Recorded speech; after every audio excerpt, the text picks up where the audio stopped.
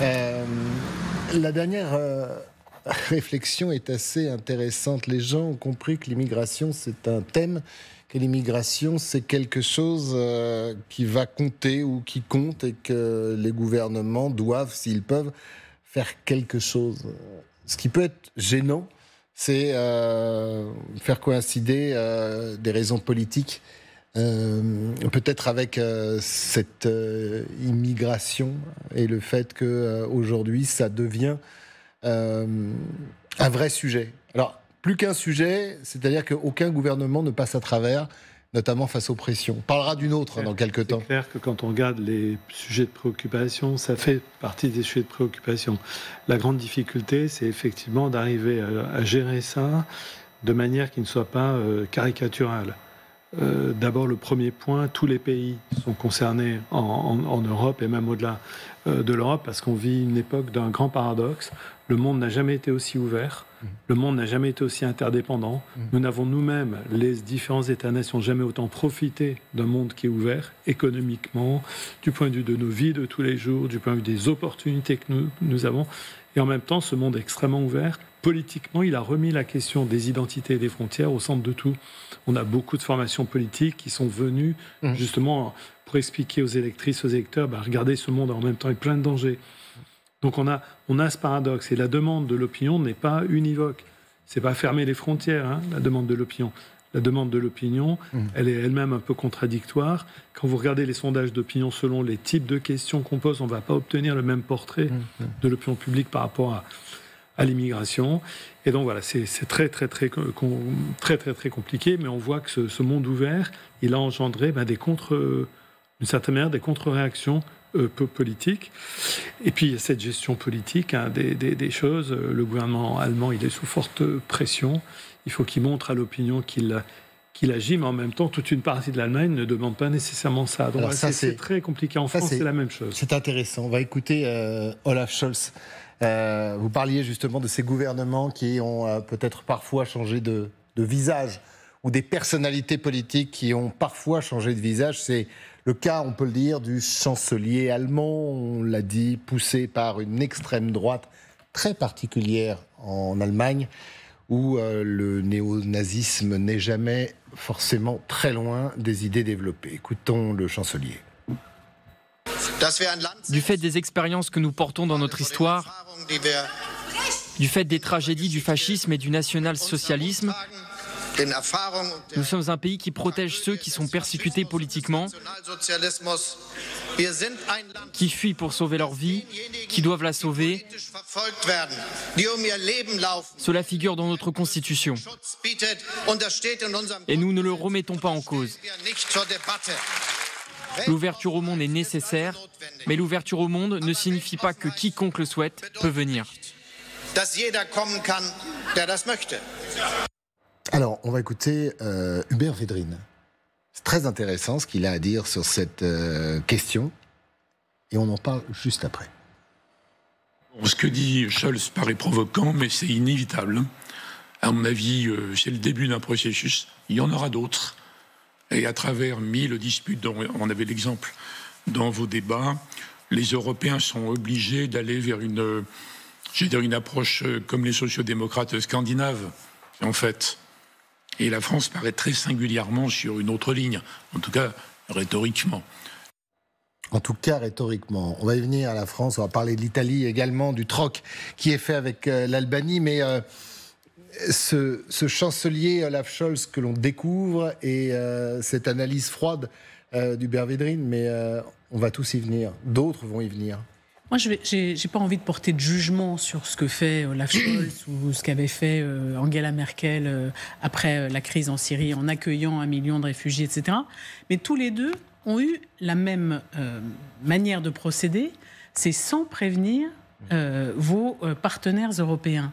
La difficulté, pour moi, elle se situe là. Quand vous êtes dans un règlement de copropriété, personne ne fait un mur dans la cage d'escalier sans prévenir les autres copropriétaires, parce que... Ou en tout cas, ça pose de sérieux problèmes. Voilà, ou en tout cas, ça pose de sérieux problèmes. Or là, je trouve que c'est très exactement ce qui se passe. C'était déjà le cas avec l'Italie, on va y venir. La question n'est pas se protéger, c'est comment on fait, puisque c'est une question, de toute façon, qui n'est jamais nationale. On l'a dit, elle ne peut se gérer qu'à l'échelle européenne. Et maintenant, quand on voit ce que fait Giorgia Meloni avec l'Albanie, ce que faisaient d'autres pays européens avant avec la Turquie, on voit bien que ça excède même les frontières européennes pour gérer les questions, les flux migratoires. Donc, le faire tout seul dans son coin, pour des raisons à la fois sécuritaires et politiques intérieures, avec la poussée de l'extrême droite qu'on voit dans beaucoup de pays en Europe, ça me semble aller à l'encontre de ce qu'il faudrait faire. Je me permets de le dire très respectueusement. J'imagine que le boulot de Olaf Scholz n'est pas très simple, mais c'est l'Europe qui doit réagir à cela, pas l'Allemagne, l'Italie, la France, que sais-je. C'est ce qu'on appelle, ou c'est ce que certains appelleraient du populisme, peut-être. Et l'Europe a voulu le faire avec la mise en place d'un pacte migratoire qui a été d'ailleurs décrié par les associations de protection des droits de l'homme, des réfugiés, comme étant considéré comme étant très dur. Donc l'Europe fait aussi sa part du travail. Mais effectivement, Valérie a raison, parce qu'on est en fait dans un jeu de vase communicant. Quand l'Italie affiche des résultats extraordinaires d'après Giorgia Meloni, de moins 65% d'arrivées de migrants illégaux, dans le même temps, l'Espagne accuse plus 155% et la Grèce plus 222%. Donc tous les migrants qui ne sont pas arrivés en Italie, ils ont réussi à venir finalement en Europe, même s'il y a une baisse.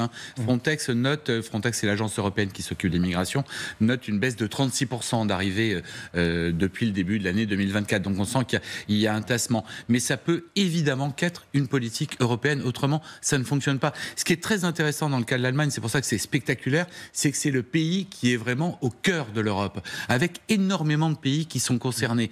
La France, le Luxembourg, on écoutera le Premier ministre Belgique, polonais tout à l'heure, qui n'est pas le Danemark, sachant qu'avant, il y avait déjà eu la fermeture pour la Pologne, la République tchèque, même la Suisse d'ailleurs. Alors on s'intéressera à la France aussi, parce que vous allez voir, nous à bas bruit, mais on décide aussi d'un certain nombre de choses.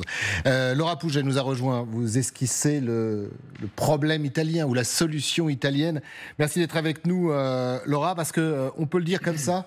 L'Italie, Giorgia Meloni, on va voir d'ailleurs, c'était ce matin, rencontre, regardez, avec son homologue, le Premier ministre britannique, qui lui aussi vient peut-être, Laura, récupérer quelques bonnes idées, entre guillemets, en tout cas, l'Italie qui a décidé de traiter de l'immigration en déléguant à un pays, l'Albanie. Exactement, Christophe. Regardez ces images qui datent du 5 juin 2024. On peut y voir Giorgia Meloni, la présidente du Conseil italien, aux côtés de son homologue albanais Edi Rama, en pleine visite d'un chantier. Ce qu'ils inspectent ensemble, c'est un futur centre d'identification pour migrants situé sur le port de Cenging, en Albanie. Donc c'est ici sur ma carte. Regardez, à quelques 700 km du territoire italien. Il sera, ce centre, la première étape pour les exilés secourus dans les eaux italiennes qui seront directement envoyés. Ils y déposeront leur demande d'asile, puis seront transférés dans le centre de rétention de Gjader, ici 20 km plus loin dans les terres, où ils resteront en attente, soit de l'approbation de leur demande, dans ce cas, ils seront accueillis en Italie, soit de leur expulsion. Ce centre devait ouvrir le 1er août. Mais sa construction a pris du retard et elle est toujours en cours, comme on peut le voir sur ces deux images satellites, l'une prise en mai dernier et l'autre en juillet. Vous voyez, seuls quelques bâtiments sont déjà sortis de terre. Ces deux lieux, ces deux centres, pourront accueillir jusqu'à 3000 migrants en même temps pour un maximum de 36 000 par an.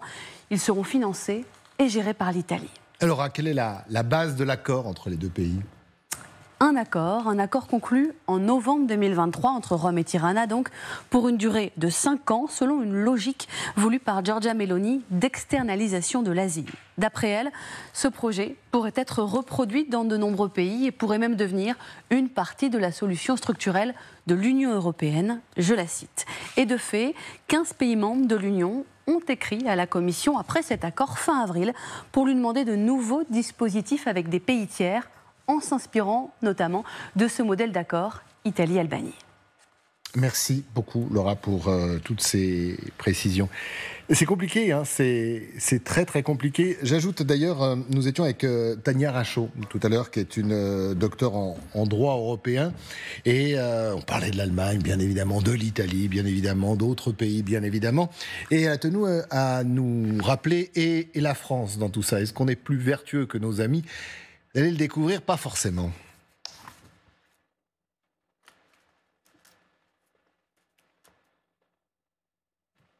Ça devrait arriver. Le principe, c'est l'absence de contrôle aux frontières intérieures, mais pour certains motifs, il est possible de réintroduire temporairement les contrôles aux frontières intérieures pour des périodes de 6 mois qui peuvent être renouvelées. Alors jusqu'à 2 ans récemment, mais il y a une réforme de mai dernier qui a poussé maintenant à 3 ans. On peut jusqu'à 3 ans réintroduire temporairement les contrôles aux frontières intérieures avec une annonce tous les 6 mois en changeant de motif. Par exemple, la France a dit pour des motifs de paralympiques, des Jeux paralympiques et des Jeux olympiques. L'Allemagne aussi avait notifié un contrôle à l'égard de la France en raison des Jeux olympiques. Donc évidemment, ce motif disparaît fin septembre pour l'Allemagne et donc il y aura un nouveau motif qui devra être avancé. Absolument extraordinaire. Je ne sais pas si celles et ceux qui nous regardent étaient au courant, mais en fait, voilà, on a beau jeu de stigmatiser un Olaf Scholz qui se bat comme il peut contre une montée de l'extrême droite. Nous, on fait quasi la même chose. On va s'intéresser au gouvernement, au futur gouvernement. Il en fait de la pub pour des raisons électorales. Oui, mais bien sûr. Il est obligé, c'est une opération de communication. Oui, mais ce qui est quand même terrible. Il a une élection le week-end. On en revient à ce qu'on disait, c'est est-ce que l'immigration, le traitement de l'immigration, c'est vous l'avez dit à juste titre, vous avez dit quoi ? Un enjeu ? Non. Un enjeu européen, oui. Oui, non, au-delà de ça, de la publicité. Là, il fait de la pub, Scholz, oui, ça c'est une évidence, il fait de la com, il veut rassurer sa population en disant on prend les choses en main, ne votez plus pour l'AfD, votez pour nous, on s'en occupe. Ça ne veut pas dire autre chose. Non, mais l'immigration comme objet de pub, parce que regardez, nous aussi, on peut faire pareil. Non. Imaginez, on va en parler, d'un Premier ministre qui s'appellerait Michel Barnier, au hasard, qui devrait composer un gouvernement, au hasard, et avec un Rassemblement national, au hasard, qui lui mette la pression. C'est un dossier qu'il connaît bien. Il fera pareil. C'est lui qui, à la veille d'être nommé à Matignon, était encore en charge de négocier le nouvel accord entre le Royaume-Uni et l'Union européenne, notamment sur ces questions. Donc c'est clair que tout le monde utilise ça pour des raisons éminemment politiques, absolument. En France, on a rétabli, après 2015 et les attentats, notre contrôle aux frontières. Mais on continue et on ne le dit pas. C'est ça qui est extraordinaire. On continue à bas bruit, on change de motif, etc.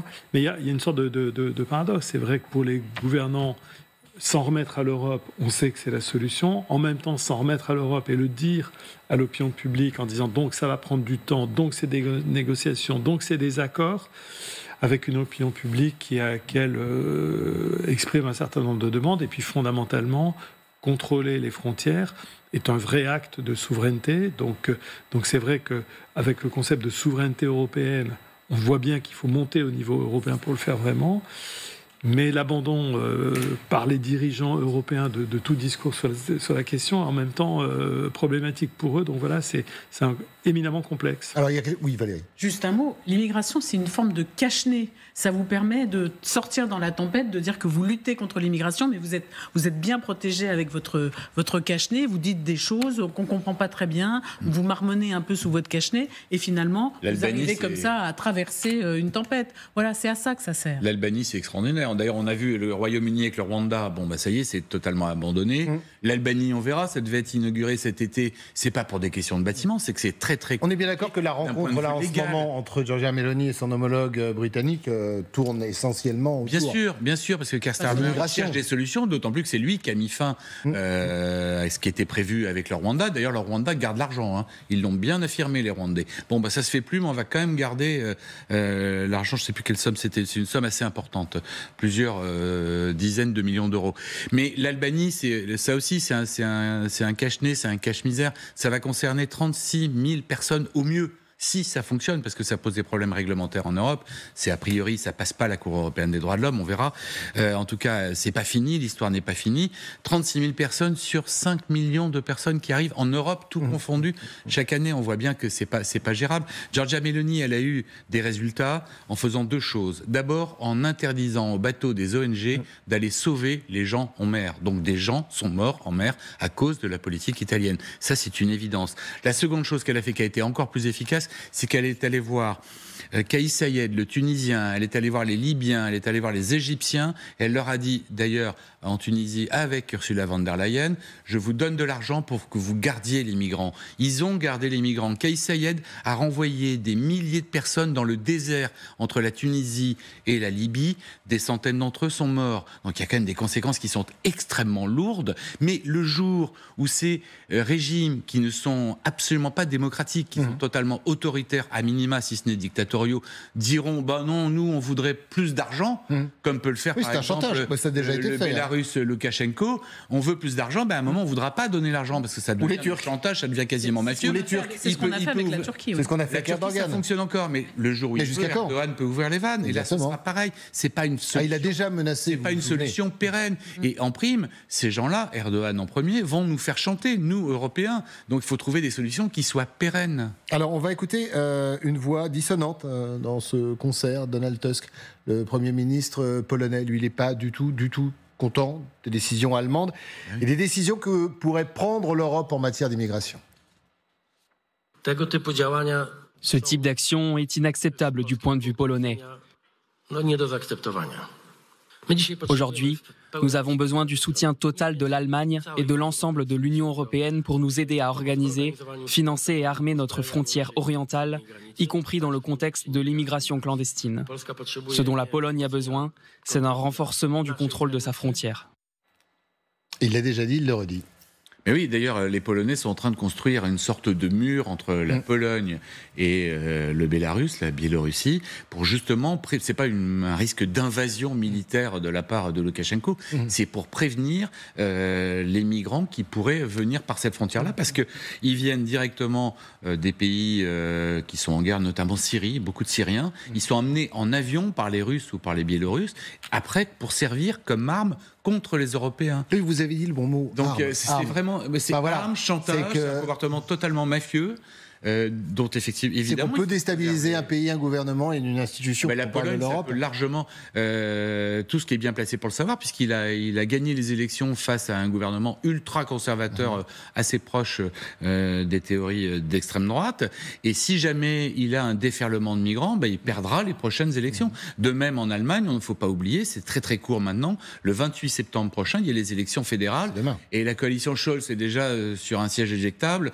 S'il ne fait pas quelque chose, il est certain de... Mais là, il a fait. Ce qu'on verra, c'est si on a un minimum de temps avec un maximum de retentissement médiatique, si les Allemands sont dupes ou pas. S'il y a encore des Solingen, et c'est tout à fait possible qu'il y ait des attaques à nouveau avec des morts à chaque fois. Ou même si ça suffira, si cette démonstration, Et les images des policiers allemands venant fouiller et demander les papiers dans un bus, les filières de passage de l'immigration illégale, c'est pas dans les Flixbus ou dans les trains. Jacques-Yves Boivin disait tout à l'heure, les camions ne sont pas fouillés. Moi, ça m'a fait sursauter, parce que c'est ce qu'on a connu du côté tunnel. Sur le pont de l'Europe, rien. Et sur les ferries, s'ils ne fouillent pas les camions, c'est une mesure qui ne sert strictement à rien. Parce que, alors là, pour le coup, c'est pareil. On a des filières qui sont totalement mafieuses, qui sont très bien organisées, dont le but est de faire de l'argent. Oui, ils sont très bien acclimatés à ça. Ils vont cacher des clandestins dans des camions. Et on aura à nouveau des drames avec 30, 40 clandestins qui mourront étouffés dans des camions. Alors, vous allez voir, quand on parlait de la France, et si notre futur gouvernement, en tout cas notre actuel Premier ministre, était sous pression en ce qui concerne l'immigration. Une façon, s'il ne répond pas à certaines demandes ou certaines interrogations, eh bien ces jours pourraient être comptés. Regardez et écoutez surtout le RN, c'était seulement ce matin. Que le chancelier allemand prenne une mesure de Jordan Bardella, c'est évidemment, ça va dans le bon sens. Surtout que cette mesure, elle a tellement été raillée, elle a tellement été moquée par la classe à la fois politique et même médiatique. Je me souviens de vos interrogations du genre, ça va être très très difficile à mettre en place. En fait, c'est très simple. Les Allemands, depuis longtemps, les gouvernements allemands défendent les intérêts allemands et notamment la protection de leurs concitoyens. Et le rétablissement de contrôle aux frontières participe de la protection du peuple allemand. Et nous souhaiterions effectivement que le gouvernement français agisse de même. Voilà, c'est clair. Je reprends même que le chancelier allemand reprenne une mesure de Jordan Bardella. Bon, on ne peut pas faire plus clair. Oui, depuis hier, d'ailleurs, on voit effectivement un bombardement du Rassemblement national sur ce thème. Jordan Bardella disant, au fond, ce que je proposais, aujourd'hui, c'est un petit pays européen, l'Allemagne, donc une forme d'ironie même de Jordan Bardella. Et effectivement, ils embrayent tous depuis hier sur l'idée qu'on a moqué leurs propositions, qu'on leur a dit que c'était infaisable, que c'était pas la bonne solution. Et quelque part, pardon, mais ils auraient tort de s'en priver. Politiquement, ils auraient tort de s'en priver, effectivement, puisqu'on se rappelle que dans la foulée, la campagne du Rassemblement national a été embarquée dans l'entre-deux tours sur de tout autre sujet, notamment le profil des candidats aux élections législatives, alors que ce thème, cette proposition, dans la campagne de premier tour des législatives et campagne européenne, avait joué un rôle très important. Valérie, cette pression constante sur ce thème-là, on le sait, c'est un des thèmes majeurs du Rassemblement national, donc ils vont pas s'en priver. Mais quand on regarde les préoccupations des gens, bien sûr, il y a l'immigration. Mais ce n'est pas le premier thème de préoccupation des Français dans tous les sondages. Le premier thème, c'est le pouvoir d'achat.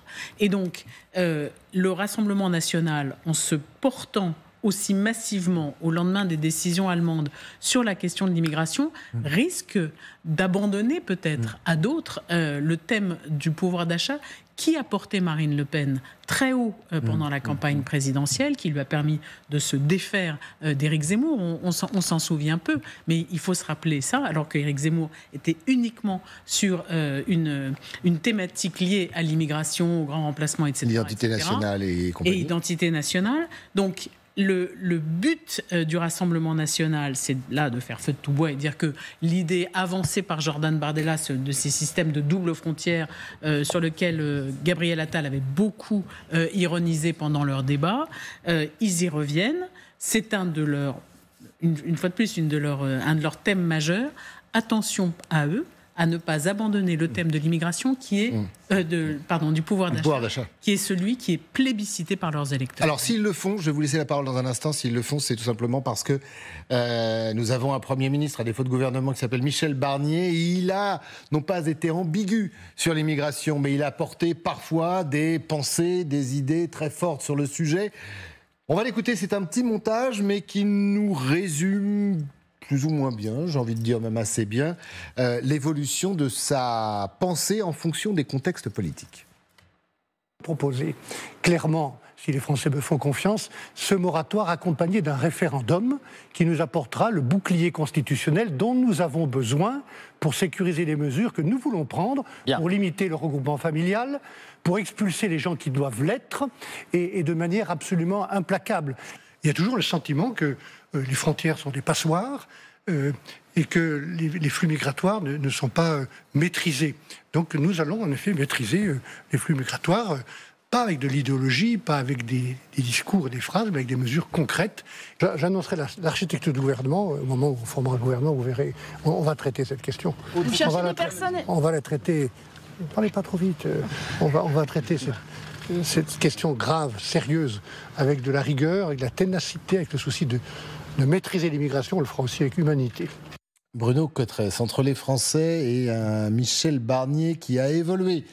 Il a rajouté humanité. Et ça, c'est sur le parcours de fin, en étant Premier ministre. Mais le RN aurait tort de s'en priver, ce qu'on disait tout à l'heure. Oui, parce que pour un parti politique, il y a une ressource qui est extrêmement importante et qu'il faut toujours rappeler au bon souvenir de tout le monde, qui est d'être considéré comme celui qui est le spécialiste d'une question. Le Rassemblement national et la question de l'immigration, personne ne conteste que c'est un parti politique qui traite beaucoup de cette question. Mais là, il y a un contexte qui est effectivement Michel Barnier, avec les prises de position que vous venez de rappeler. Elles étaient dans le cadre d'une primaire. Donc, on s'adressait quand même au LR, encarté. Fallait frapper fort. Il y avait quand même, vous l'avez vu, Éric Ciotti en face. Dans le contexte d'une droite LR qui revient sur une sorte de coup de poker, de coup de dé, de coup de chance aux affaires, et dont on a dit à un moment donné, on verra dans le courant de la semaine, qu'elle ambitionnait même de remettre un ministère de l'immigration. Donc c'est vrai que le Rassemblement national, dans ce contexte-là, a tout intérêt, dans un premier temps, en tout cas, à montrer qu'ils sont toujours chez eux, si je puis dire, sur la question de l'immigration. Et je ne doute pas qu'ils vont revenir sur la question pouvoir d'achat, parce que c'est la combinaison des deux. Son électorat, il est tout autant concerné par les questions d'injustice sociale et de pouvoir d'achat que par les questions d'immigration, mais c'est vrai qu'aux yeux de leurs électeurs, de leurs militants, il faut qu'ils réaffirment leur primauté sur cette question avec la fameuse théorie, l'original et la copie, quoi.